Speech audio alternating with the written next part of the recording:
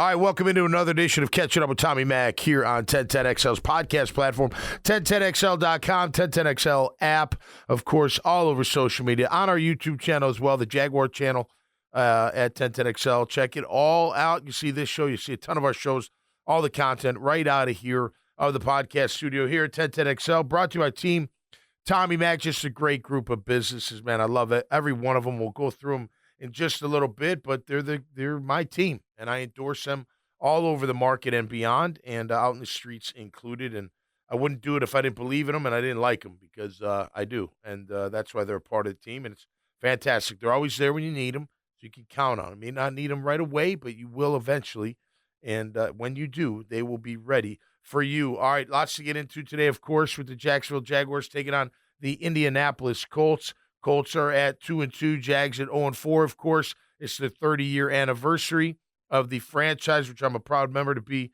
one of the original Jacksonville Jaguars from 1995. Tom Coughlin being inducted into the Jaguar Ring of Honor, well-deserved and long overdue, in my opinion. And, it's going to be a great weekend, alumni weekend, so see a lot of the players. I got an event tonight at the Beach Bowl, and it's not open to the public, I'm told. I had it all screwed up on the radio, but it's at Beach Bowl, and it's not open to the public. Only 6 to 8. After that, I'm sure they open the doors, and some of us will be hanging around, I would imagine. But it's going to be a great weekend. And before we get into it all, we'll get into the stats and all that like I normally do. Let's say hi to my man, Grammage. Grammage, how you doing, bud? Good morning, sir. How you doing? It's Friday. Yep. It's Friday. We got a football weekend ahead. Yep. I got the Jags winning 31-10. I got the Jags winning as well. Okay. I didn't think much about a score yet, but I'll just make one up right now. Yeah. 24-10. Okay. I think it's going to click. I don't know why. I mean, we play Indy well most of the time, and it's time to click. It's time to make plays. It's time to get it done. Look, Indy's, you're going to either see Flacco or Richardson or both. Bottom line, either one. You got to harass both of them. And if it's Flacco especially, can't let him do what he did with Cleveland last year. Nope. I mean, he tore us apart. Do that again, it's going to be a long day. And I'll tell you what, I don't want to even think of the other side. I'm thinking victory. If not, we'll deal with it on Monday. But it won't be good, obviously, as they head to London for 2 games. And it's really going to put the owner in an onus, I think, of what to do. Dempsey made a good point. We're talking off air, and I was like, man, would you let him go before you go to London? He's like, man, can you imagine putting a new coach in there that's got to handle all those duties as a head coach over in London on top of putting the game together? Might be a little bit too much. I don't know, but 0-5 is 0-5. You might have to do something. But I'm thinking, I really, from my heart of hearts, I do think they're going to win this football game. I do. Jonathan Taylor, we'll see if he plays. Anthony Richardson, he's up and down. He's a great talent with athletically. I already mentioned about Flacco. Their offensive line's doing pretty good overall. They're averaging 5 yards a carry, but most of that's Jonathan Taylor. We'll see if he plays. I think they're going to come in and try to pound us, see if we can handle the physicality. I hope we answer that bell. And, look, our defense in a macro sense has done its job. Overall, last 2 weeks, they've leaked a bit, obviously. But we got to get this offense scoring a lot more points than 15 points a game. But I think they will. I think it'll click. Gus Bradley's defense is a bend, don't break. Keep everything in front of you, tackle well. That only works, I think, if you have pressure on the QB. So you got to keep Trevor clean. But I expect a victory. I'm just not that concerned about the Colts. I think they're solid. I don't think they're a terrible team, but I think they're better than us because they're 2-2. But on paper, I think we should handle this team, in my opinion. I know that Ryan Nielsen likes to play a lot of man, but they have played some zone recently. Yeah. Press zone. Yeah. If Anthony Richardson plays, that's what I would do. Yeah, personally. Agreed. Because what are the things Anthony Richardson is best at? Running, deep ball. Right. So you keep safeties back, you take away the deep ball, and you keep your eyes looking at him to run the ball. Yep.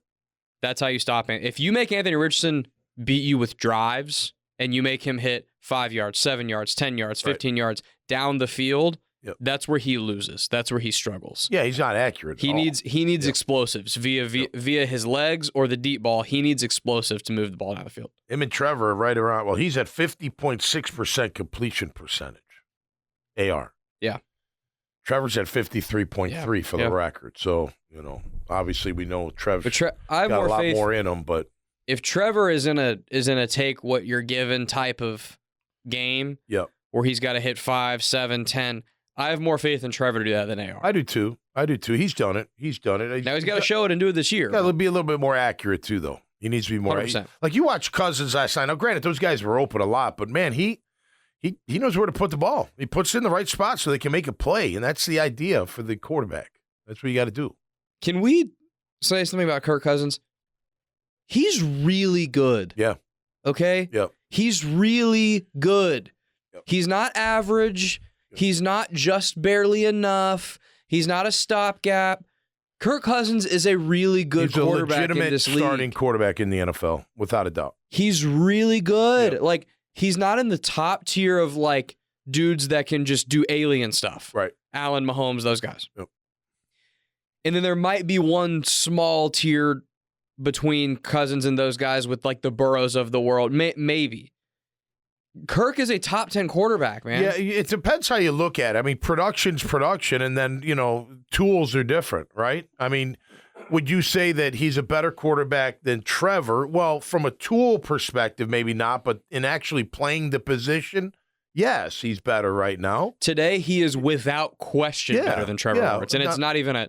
Right. And again, to your point, that doesn't mean the ceiling. The ceiling for Trevor is a lot higher, but... You would take Trevor's physical tools over Cousins' tools all day long. 100%. But the way Cousins plays, you would take Cousins right now, in my opinion. In a draft to build the future of my franchise, I'm picking Trevor. In a draft to win this week, I'm picking Kirk, man. Kirk, yeah. He was unbelievable last night. He was. He's solid, he stands in there. He takes hits. He reads. He gets through his progressions. He's accurate. Yeah. He puts his guys in position to succeed. I loved his quote. I put it on Twitter. I copied and pasted it from an article, and it was. I don't have it in front of me, but it was about grit. He's like, this team has grit. You saw our grittiness. This team in Jacksonville doesn't have much grit. I want to see more grit, and which is one of my questions today for the show. Can you teach grit? Or do you have to have it inside you already and then you become even grittier? I think the latter. We talk about a lot, and I don't know if everybody gets it, but when you're building a team, it's talent. It's talent that fits your scheme, but then it's what kind of player are you? Remember last year when we were talking about the Detroit Lions and their success, what did Dan Campbell say? He brought up his GM. And he said, when we first got together, the first thing we talked about was what kind of player do we want? Not what skill set, not what, what they do in that regard, but what kind of player? Are they gritty? Are they going to do everything it takes to be the best? Are they going to be a self-starter? Do they not need me to hold their hand? What kind of team do you want? And it's hard to do because you think, well, wow, look what he did in college, or look what he did with another team, and then you bring him into a different setting, and he's not as productive. Why? Well, maybe the culture's different. Maybe the kind of player you're looking for is a little bit different. And I don't think it's a blanket statement. I mean, granted, everybody would like that gritty, tough player. It reminds me, I also saw the clip of Tomlin. I love Mike Tomlin because he's just no nonsense. And his players play for him. But I love the fact there was a clip of Pouncey coming off the field. And it was during 2 minutes. And Pouncey had gotten into a little beef with the opposing team, one of the players. And he's on the sideline. And he's yelling at him. Tomlin's yelling at him like, hey. And he's like, look at me. And the kid looked at him. And you'd think today, you guys would be half of you'd be crying out there if a coach talked to a player like that today. Oh, goody. But he did. And he's like, are you bigger than the cause? Are you bigger than the cause? And he finally said, no, I'm not. He's like, good. Then stop that crap and get back at it. You know what I mean? Like that's like a certain kind of player that can handle that. Not every player can handle that.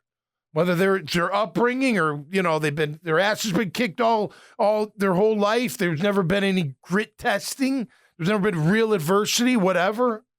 You got to have a player. Those kind of players can handle that kind of stuff. Hey, go back to Coach Coughlin. He didn't just build a team of talent. Just think of all the guys he picked and what kind of guys they are. Think about it. Baselli, James Stewart, right? Freddie T, Marcus Stroud, Henderson, some of the greatest players, Kevin Hardy, Tony Brackens, Aaron Beasley, all great players, all Tom great McManus. athletically. What's that? Tom McManus. Fine, throw me in there. But, and I'm not those guys, but it wasn't that. It was what kind of players we were. We were gritty. We were tough. We could handle the critique. We wanted to win just as bad as you did. We were willing to put in all that time. We were willing to hit. We were willing to do the conditioning because we knew it would bring us success. We didn't like it all the time. I'm not saying that, but we knew we had to do it, and we sucked it up and did it. And that's what makes a great team.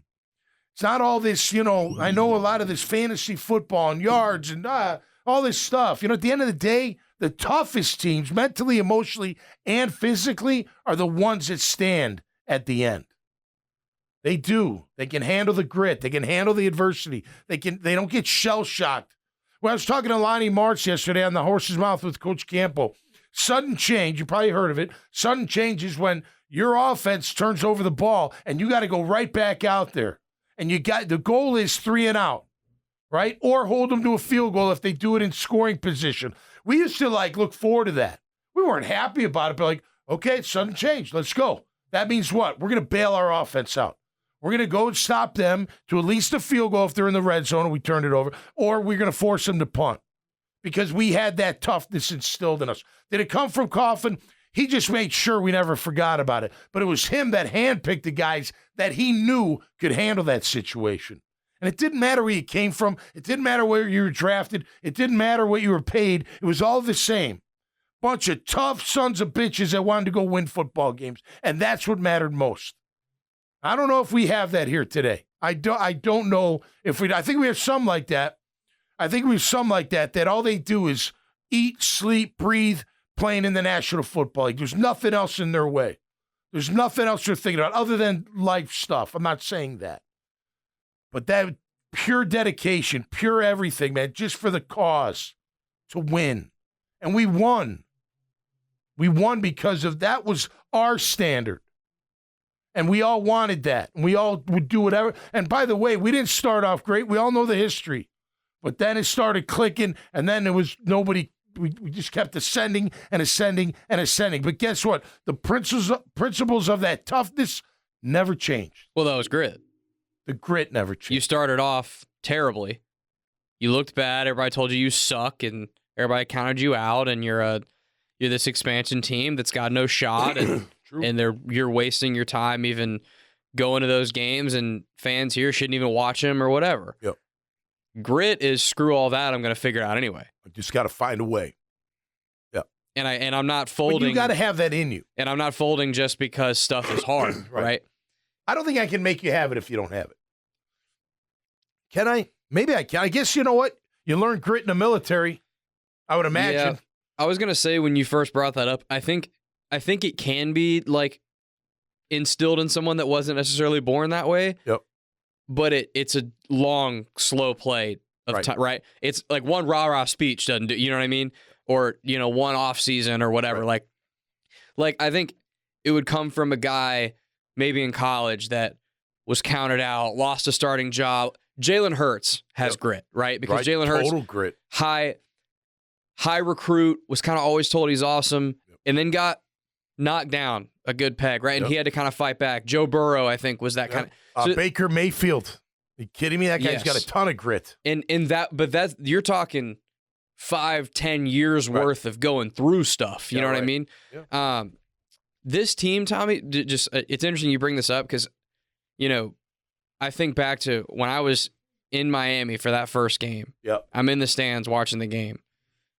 I'm telling you, the minute that crowd got back in it and the minute it got hard for our sideline to get up off the mat, they no longer did. Yep. And that was the most disappointing part of the game. ETN fumble, like mistakes happen, stuff happens, but the fact that when things got hard in that game late in the second half, and didn't feel like they had the guts to get back in it, that really sucked. It felt that way after the 4th and 1 debacle on the draw where the defense took the field again. And by the way, I said it on Twitter, I'll say it, and I said it here, I'll say it again. Part of that problem I have is with Ryan Nielsen and the way he was playing coverage. Too many completions, man. Too many. You can't let these guys make completions because they got athletes too. They'll make you miss. You're not going to make every tackle. That 3rd and 18 was despicable. Granted, we settled down and we did for that drive, but then the next drive they did more of the same. It almost like that adversity hit, and we don't get tougher. I don't think Ryan. Hey Ryan. Ryan says I think you're born with grit. Ryan's a badass jiu-jitsu like black belt champion, but yeah, I think you're born with some of it, but can you even become more grittier? Absolutely. If you weren't born with anything, just say you were silver spoon, mom and dad always bailed you out. You never did anything wrong. You know what I mean? Giving everything, sounds like society. Giving everything. You know what I mean? And then adversity hits. You don't know what to do. You're like, what do I do? I don't know. Oh my gosh. I've never been fired before. I've never been told no before. I've never, you know what I mean? And you lose your way. The gritty ones don't. They're like, all right, I got fired. All right, well, okay, that sucks. I'm going to dust myself off, learn from what I did wrong maybe, and then go out there and get a better job or get something better. That's what grit is. So are you born with it? Look, upbringing's everything, isn't it? I mean, how you were raised is how you are today for the most part. So did you have grit growing up? Maybe it was the environment. Maybe it was the upbringing. Maybe it was just the way things were in your household, and it just instilled grit. I have to do it. Nobody's going to do it for me. You know what I mean? I mean, listen, I tell my girls a lot. I'm like, look, if I'm gone, like I die early for whatever reason, you got to do it. It's your life. You have to do it. You're the one that has to have the grit, right? It's not me. I'll be gone. I'll be watching it from heaven, hopefully, but you're the one that has to do it. That's what grit is. So does this team have grit at 0-4 with the way they don't bounce back from adversity during the game? No, I don't think they have a lot of grit. I don't. I think their individual players have grit, but collectively, I don't think they've shown that. Can they show it? Can the guys with grit, because I'm sure there are plenty, can they override the guys that don't have the grit and make them more grittier? Maybe. So as you were talking through that, I was thinking about the 99 team. Yep. Because that's the best team in the history of this franchise, in my opinion. Okay. Who are the 4 stars on that team? Mark, Jimmy, Fred, Baselli, right? Yeah, Keenan was. Keenan, of course, of course. So at least on offense. So Baselli and Fred were high picks. They were who they were supposed to be, and they panned out. Something that was so beautiful, in my opinion, about Mark and Jimmy's connection, those two guys were not supposed to be what they became. You're right. But they were gritty as hell and made it happen, right? Mark Brunell was a backup when Coughlin went and got him. He was a really good college player, though. He was really good. Mark was he was really good, but in the league, he was not supposed to be what he became. Yeah. And Jimmy was buried on the Cowboys. Jimmy was never supposed to be what he was. Right. Coughlin saw a guy that can rock with what they do. Right. That's going to show up and work and bust his ass and do the treadmill stuff that you've talked about before and do the sprints. And Jimmy had a lot of grit. A ton of grit. That's why that team was so successful. You know what else, too? You mentioned all these star players. What did they do during games? They played big. I mean, they did. We made mistakes. I mean, of course, drops, missed blocks, throwing picks. That stuff happens. But overall, they made plays. They carried the team. Defensively, we had our own guys. You know what I mean? But the big time players have got to play big most of, if not all the time. And then the grunts got to be there to be the glue. The guards and the short yardage guys and all that stuff. Then you have a team, and you're all on the same page, and you're all got the same grit. You got to have a coach that's grit. I'm sure Doug in his own right's gritty, but his whole portrayal is more, I say finesse. I don't want to say finesse, but it's just not that Hey, we got to be tougher than those guys. I mean, listen, at the end of the day, I don't care what level of football we're talking about. The team that out-physicals the other team has the best chance of winning every week. Is that not a factual statement? 100%. You want to talk all these outside, the runs, all the fantasy points? Great. But at the end of the day, that's not what gets it done. It's not what gets it done. Well, so we've talked about this before on this very show. Like, when you think about the Chiefs, right? Yep. Back-to-back champs.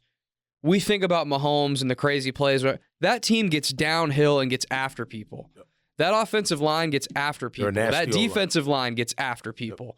If they didn't have that, they would not be back-to-back Super Bowl champs. Not. I know Mahomes is the best quarterback on the planet. I get it. But that's not enough. That is not enough. No. The 5 up front on offense and the 4 on defense kick people's ass for them. Yep.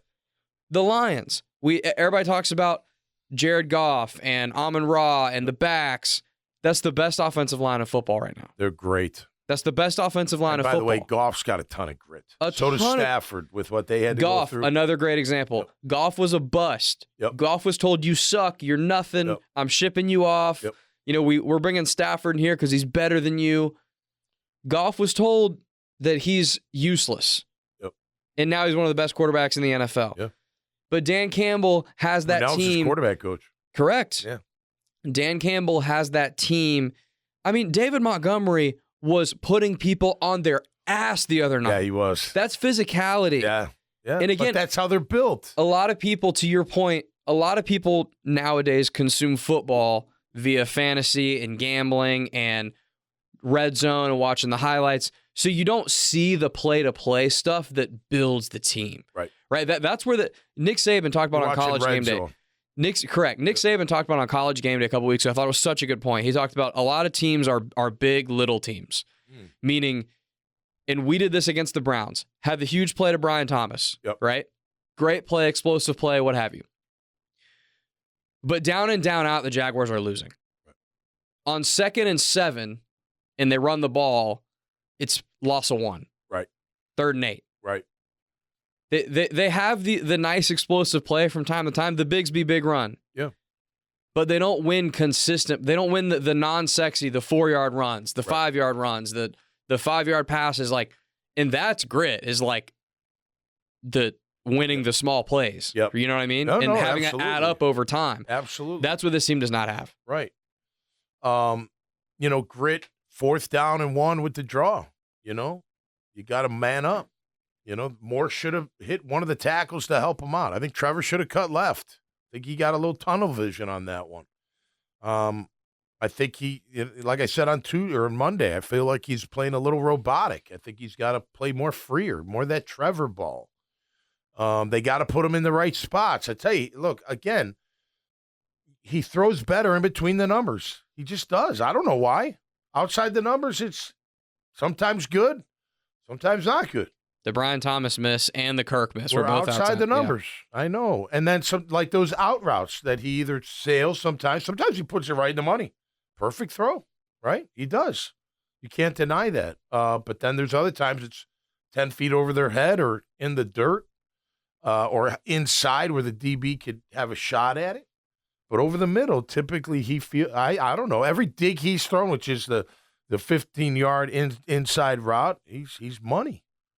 I don't, now occasion where he doesn't see the backside safety, that hasn't happened this year, obviously, but, that has happened in the past. But overall, that's his bread and butter.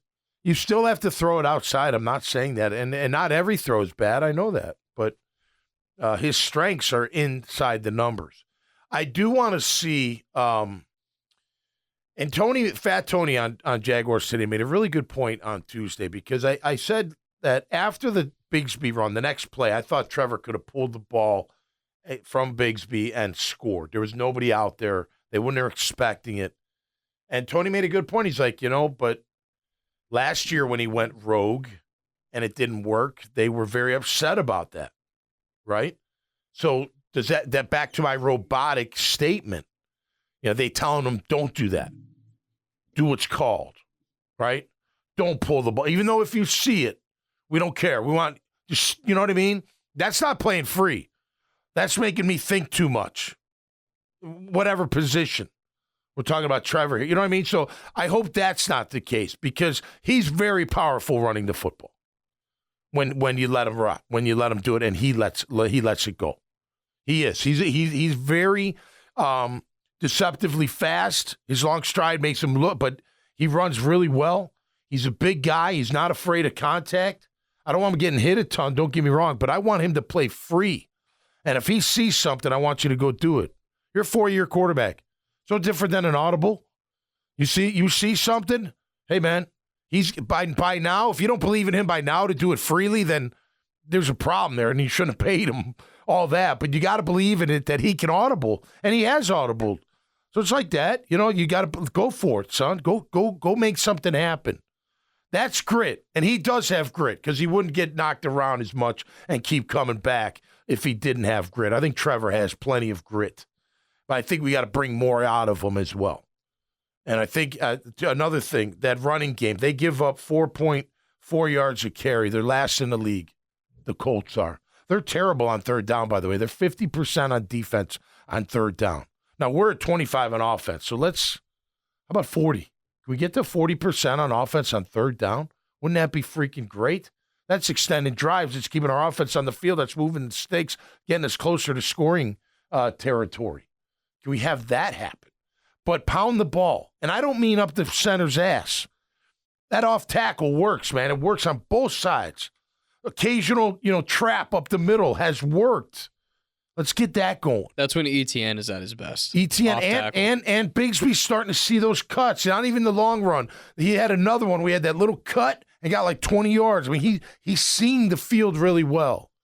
Now, the only negative is with those guys, at least in my book, at least last week, they couldn't pick up the blitz. And that's got to be better. Cut block his ass. You can still cut block, right? If they're in front of you? Above the knees. Oh, really? You can't go to the feet no more? No. Oh, I didn't know it. Really? Backs can't just chop you down? Huh. That's the chop block. No, well, when it's in front of you, it's not a chop block. It's a cut block. When it's on the side, I'm pretty sure you're engaged with somebody else, that's when it's a chop block. I don't know. I'm not totally sure. I don't know. Yeah. I'm pretty sure I would do. That be called I got cut by Barry Sanders once. I thought I was going to run his ass over in 1995. We played Detroit, and he went shrink, and I went bam, splat on my face on the turf. Didn't even come close to the quarterback. I was like, oh, man, it was an A-gap blitz. Here comes Barry Sanders. I'm going to run him over. Shink, bink. Pass went off. Didn't even come close. I even think my chin strap unbuckled from the impact of the turf. My face hitting the turf. But those are effective blocks. So if you can't do it, look, then you just got to be tougher, man. Get leverage. But I'll tell you one thing right now. It's a copycat league. What are they going to do? They're sending the blitz. Can their running backs pick up my guy? Last week they couldn't. And Johnson couldn't either, by the way. He couldn't. He had trouble with that number 39 a couple times. So that's got to be better. But I do think if we have a chance with running the football this week. And then letting Trevor play free. And then we need more Brian Thomas Jr. We know this. Now, granted, it's cover 3, which means what? Deep to short for them. So we'll still take our shots, hopefully down the middle. That's where he's best. It's a true story. Go watch the film. He's better deep down the middle than he is down the sideline. Get Kirk more involved again. Those two should have the highest targets. I was going to say, historically, in the last 3 years, Christian Kirk has given that team fits. Yep. He's given that team big, big problems. And Brian Thomas is the best deep threat that the Jaguars have had since Kirk has been here. Yep. And the reason I say that is to occupy those deep safeties and give Kirk that wiggle room. He should get on linebackers all day. All right, so think about this. So when you're in cover 3, okay, cover 2 is different because you do take your man in your zone. Cover 3, you're playing a spot. Yeah. Like if I'm playing linebacker, I've got, what is it? What's the hook to the curl to the flat. Right? So I'm just dropping. So if I got hook drop, I'm just dropping in the hook, and then I'm going to play the ball. Well, when you're, if you don't have rush, then those holes are going to be open. And then what they want is just go tackle them. Well, Christian Kirk is very hard to tackle in the open field. That's why he's so effective against this kind of defense, because they're going to let him get the catch. And then we're going to bring the cavalry, and that's how we're going to stop him. but he's really good in the open field. So, and the kinda whole idea is you're not going to beat me just getting 4 to 5 yards of play all the way down the field. At some point, I'm going to get enough pressure to get a sack, or you're going to get a holding call, or you're going to drop a pass and get behind the like. You're not going to just be able to do that perfectly the entire way. That's the whole concept of cover 3, basically. Right. Exactly. Deep shell. Nobody gets behind my deep shell. To me,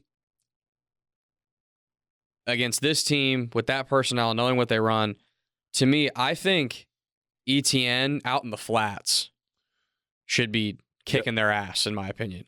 He had him open on that 3rd and 1. He missed him. He did. Gotta hit him. Let's have some grit and fix it.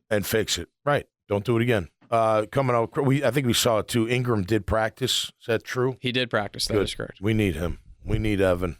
I like what Strange has done, but Evan's different. Well, could this be glass half full here? Could it be, for the long run, nice that Brenton Strange has had this opportunity to grow and develop and get on the field more? And now, it feels like now, once you do get Ingram back, assuming he's healthy, ready to rock, and he's who he has been, the 2 tight end vision they had when they drafted Strange could actually come together. Yep. Versus he just comes in when Ingram needs blow. He's really athletic, that kid, and he's fast. And that kid has grit. You watch him block. Watch his tenacity when he blocks. He tries to get after people. So I like him as a fullback from time to time. He does a really good job leading up into the hole. He loves contact, that kid. This has not been a stretch of Jaguar players growing on me in the last couple weeks. He's grown on me tremendously. Yeah, Bigsby too. Yes. Ventrell Miller. Ventrell. I'm telling you right now, I don't know what to do with Lloyd, but you got to wait till Foye comes back. But when Foye's healthy and Miller keeps playing well, it's Miller and Foye the rest of the way for me. You figure out how you play them. I know they're both listed as Mike linebacker, but Foye's played Will. I don't know if Miller did in college, but he's fast enough to play Will. But those two are my guys. And then Lloyd, I'm going to figure out in the pass rush game. Obviously, I think he does bring some ability there. I like to see that bat, which we used to use with Joel Schminge. I think he's perfect for that. I think they should use that type of personnel grouping where he's working games with the other defensive linemen. I think he's got a real chance at that. But look, at the end of the day, we don't know if Jonathan Taylor's going to play. I like him full strength, but you can see if they don't let him go. Not much behind him other than Anthony Richardson, who's averaging 6.7 yards a carry. I will say this, Richardson gets hurt a lot, so knock the living shit out of him. Like, if I'm defender, I'm hitting him extra hard just so I can ruin his day. Again, I'm not trying to ruin anybody's career when I say that. I want to knock somebody out of the game, because I do. I want to ruin their day, though. I want them to have such a bad headache that they're not coming back out. I want their shoulder to hurt so bad that they're just not coming back out, or a thigh, whatever. That's the name of the game. So you got to be physical this time around. I want to see Mason Smith have a big game. I hope we can figure out, that D-line rotation. You know how I feel. And we don't know if Josh Hines-Allen will play. He's got to pass a concussion protocol. We'll know tomorrow. If he can't go, then Eric Armstead's going to have to play end for a lot. But if Josh Hines-Allen is out there, JHA is out there, no, Eric Armstead, slide inside and be the tackle we need you to be. And then give me Mason Smith. I did see Hamilton make some plays last week. I think he had a better week last week, so that's good. I look forward to seeing that and him continuing. I'd like to see Jordan Jefferson out there. I don't know why he's not out there, but that's a concern, being a 4th-round pick. But at the end of the day, the D-line's just got to play a little bit better. Listen, there were last week on Stroud, there were occasions where they pressured Stroud. They did, and it was good, but you got to get him down. It's like Mahomes. Well, we pressured Mahomes, so what? He escaped and made plays. That's where pressures to me aren't as important as QB hits. Because I can pressure you, you can escape and get a first down running or throwing the ball, so then who cares that you pressured me? I still got positive yards. But you got to hit him. And now if it's Flacco, we know the deal. Look, before last week when Flacco was quarterback, Pittman wasn't much of a factor. because Anthony Richardson's not accurate. You know what I mean?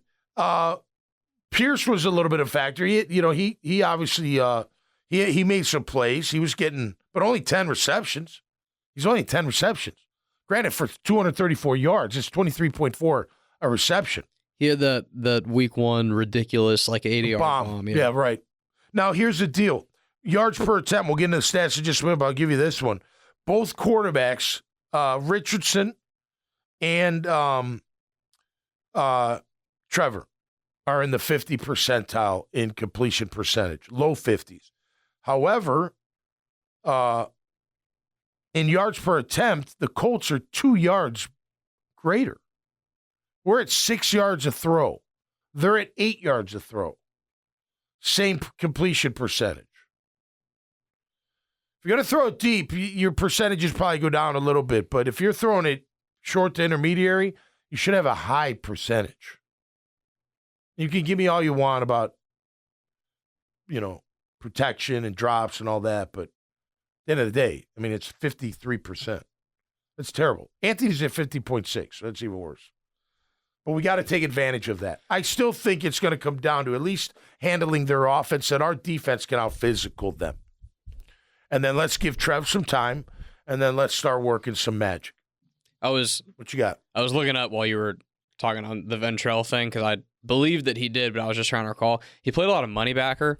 Okay. In like college. A rover. Mm-hmm. Yep. And he did a lot of that and played some Will earlier in his career at Florida, 2019, 2020 range. Yep. And then as he got older, he pretty much solely took Mike in 21 and 22. Well, look, Kevin Hardy was my guest for riding shotgun this last Wednesday night. Awesome time. Did I tell you about the car we drove from Fields Cadillac? Fields Cadillac, part of Team Tommy Mac.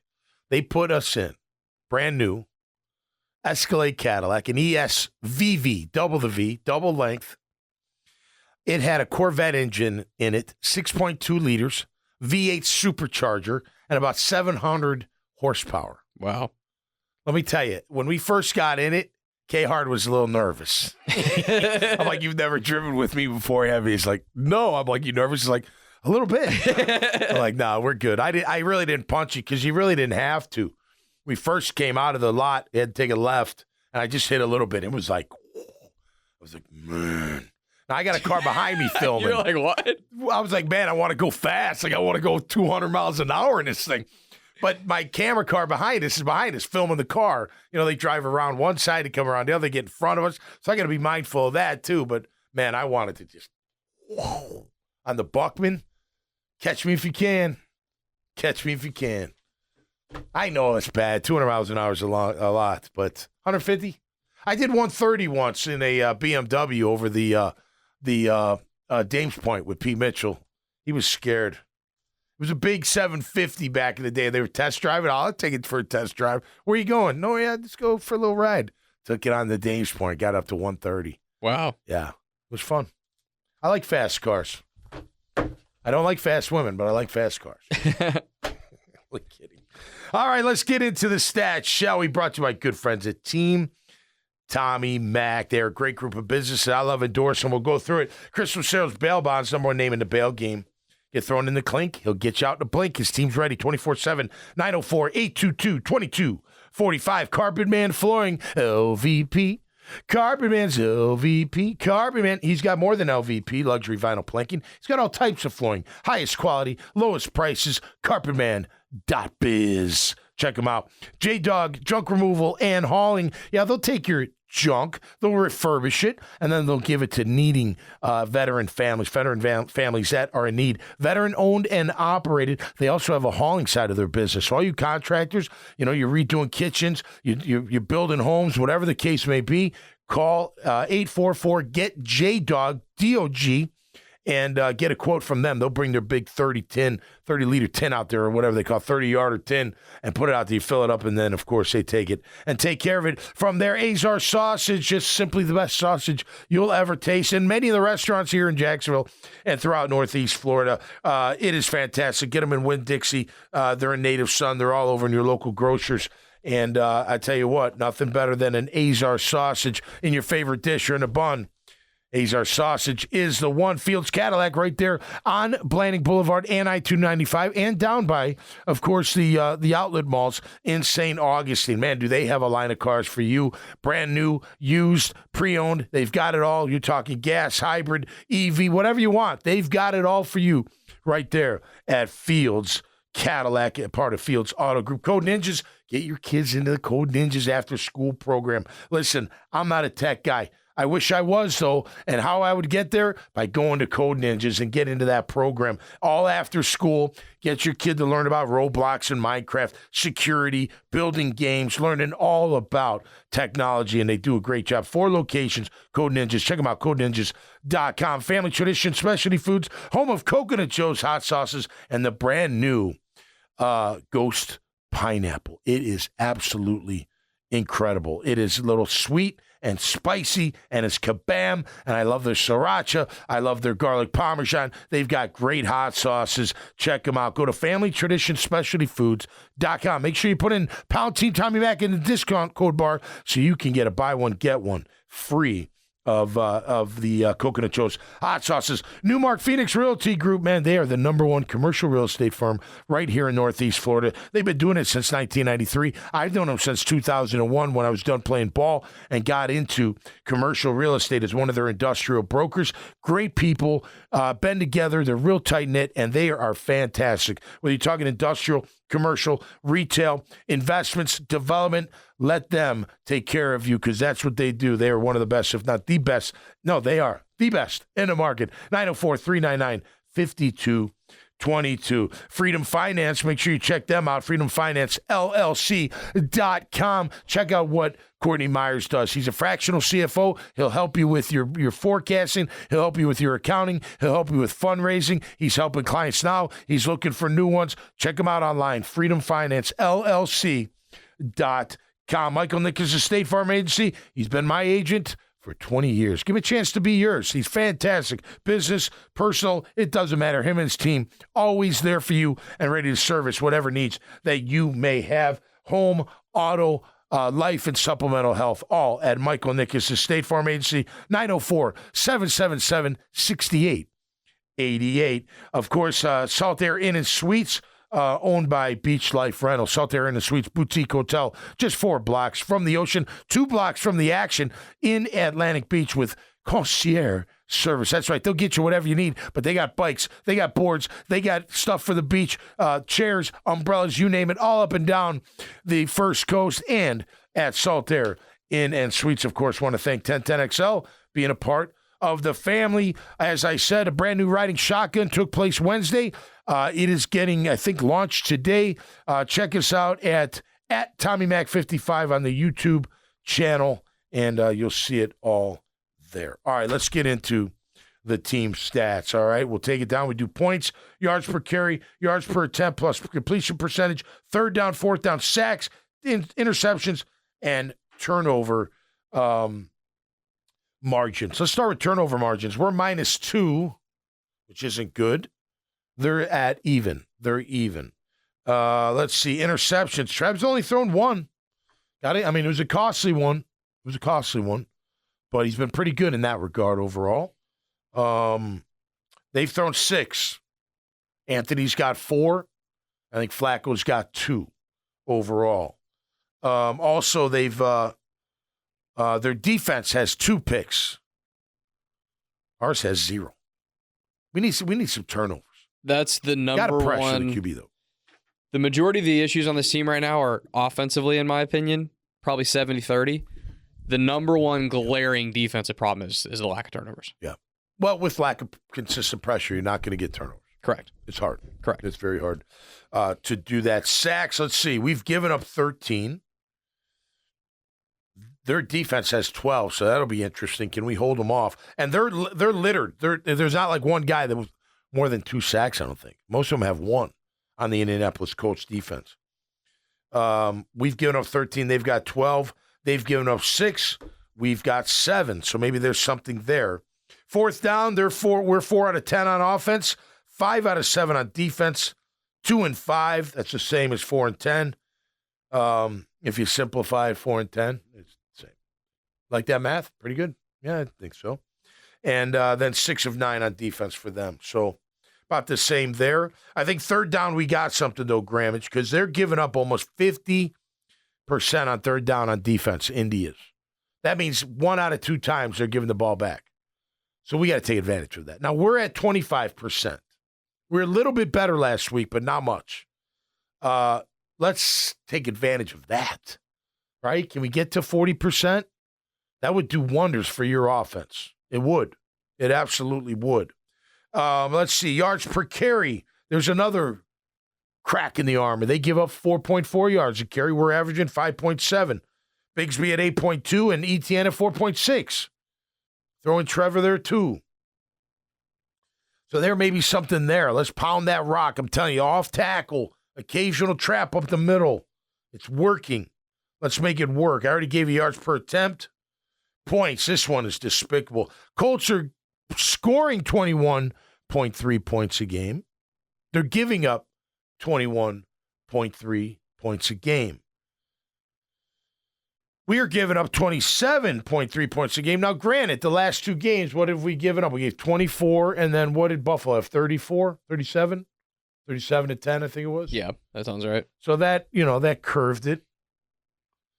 We're at 15 points a game on offense. I mean, that's just absolutely despicable, okay? You can blame who you want. I don't really care. I said, look, you said 70-30 offense, defense. I'm saying fault is 85% players, 15% coaches and their play call. Just execute the damn calls, and you'll have a better chance.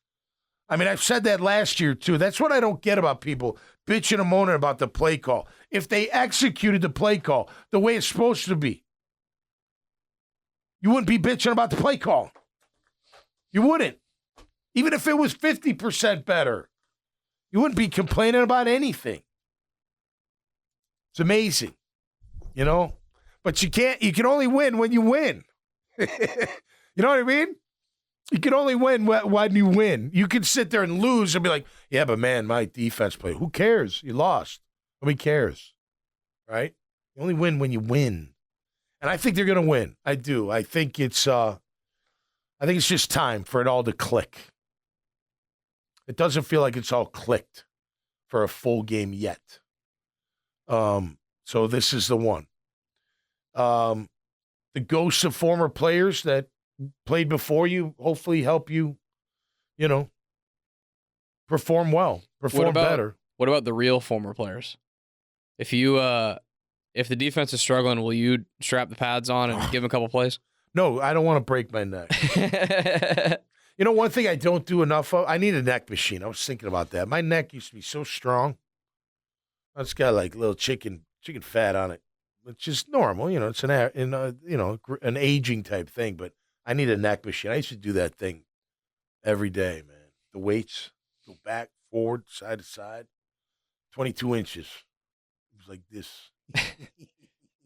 But I had to hit, you take it on lineman, man. You got to have that big, strong neck. So that's the way I did it. But I got them winning 31-10, and it's going to be a great day. We're going to celebrate 30 years of existence. Just think about that, Jacksonville.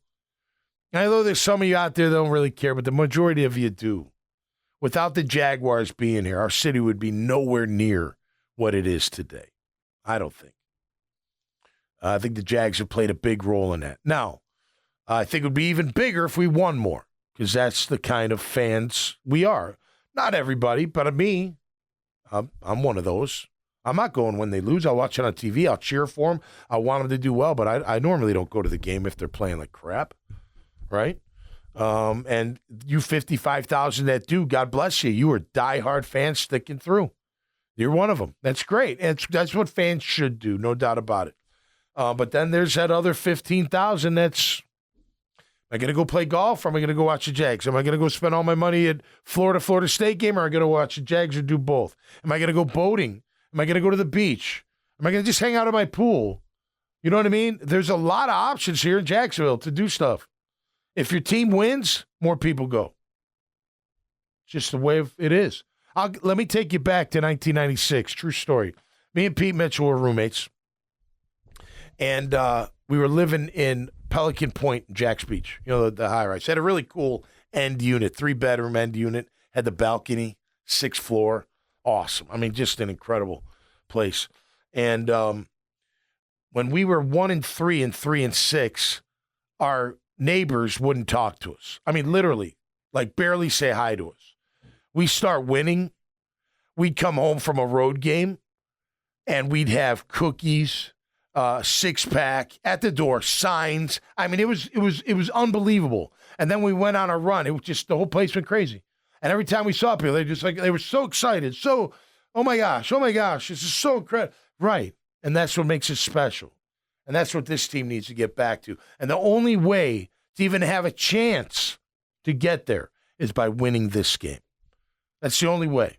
And I don't want to think going 5. I don't want to think firings. I don't want to think moving on. I don't want to talk about the freaking draft of next year.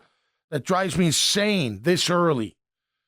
That's why you got to win this one. And that's why I think they win this one. I think the grit shows up, and I think everything's on point and everything clicks, and you do it in front of the home crowd, and you do it on the day of Tom Coughlin being inducted into the Ring of Honor, which, by the way, without Wayne Weaver and Tom Coughlin, the Jaguars don't exist.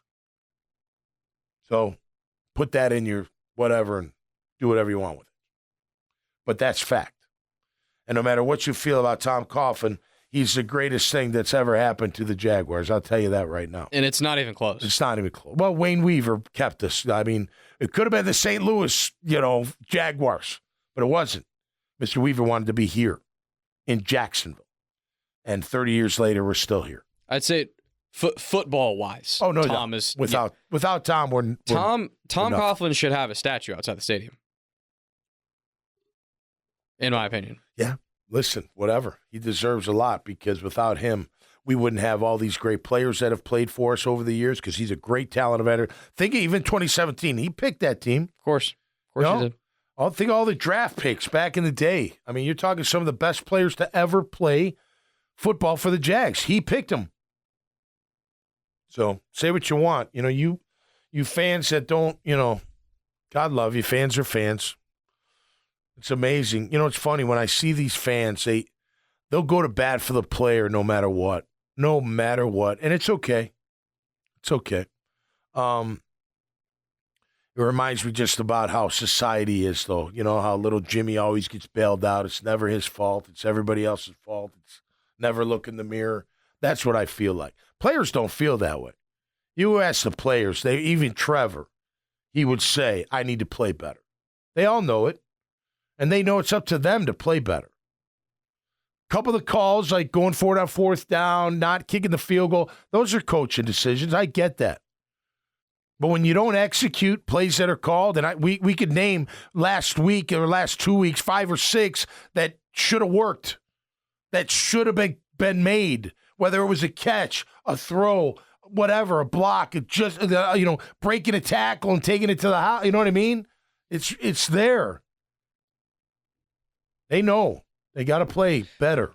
Well, my biggest problem with when this happens and they're losing and is a play calling, is a coaching, like these are mutually exclusive things. We don't want them to be because as fans and media, we always like when things aren't going well to be able to black and white look at one thing and say that's the problem. Right. You get rid of that and you're going to be off to the races. Right. And that's never true. Right. It's always more complicated and more gray than that.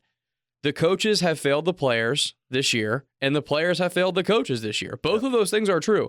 And if both parties hold up their end of the bargain better, they're going to win football games. And we want to be having this conversation. Right. So it's like, it's just, who cares? At the end of the day, right.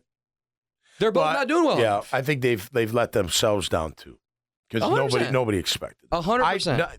I'm telling you, from last year's, I could see last year being like this because camp was so easy. You know what I mean? Compared to this year, I'm surprised they don't have more grit. I really am. So hopefully it turns because I know they got guys, they got dogs in there. They got bad MFers in that locker room. There's no doubt. We just got to bring it out of them and reckless abandon and just listen, man. It's a rumble. You're going to fight another team, and it is a fist fight. So go fight them and fight them hard. And fight them to the end, and hopefully you win. Like I said, I got you winning big, so let's make sure that happens. All right? Beautiful. Have a great weekend. We're going to have a great weekend. Beach Bowl tonight. Duval, baby. We got Alumni Weekend event tonight, tomorrow night, and then tomorrow day, and then, of course, game day. Tom Coughlin, I love you, Coach. You're the best. I sent him a note today, and I'll leave it private, but he means a lot to me. There's no doubt about that. And without him, who knows where my life would be. I don't know if I'd be here. I might be. Who knows? I could have eventually made it to Jacksonville. Somehow met my wife. I don't know, maybe. But I know the truest form of the story is that I did come here. And I did play for our Jaguars. And I did meet my wife. And 25 years later, we're still kicking ass. And that's a beautiful thing. All right, that's going to do it for us this time around. Here on Catching Up with Tommy Mack. Go Jags, baby. I'm believing in you. I got your back. Let's win this one so Monday I don't have to change the entire rhetoric because I'm going to be mad. There's no doubt about that. We'll see you next time right here on Catching Up with Tommy Mack. Peace. Thanks, everybody.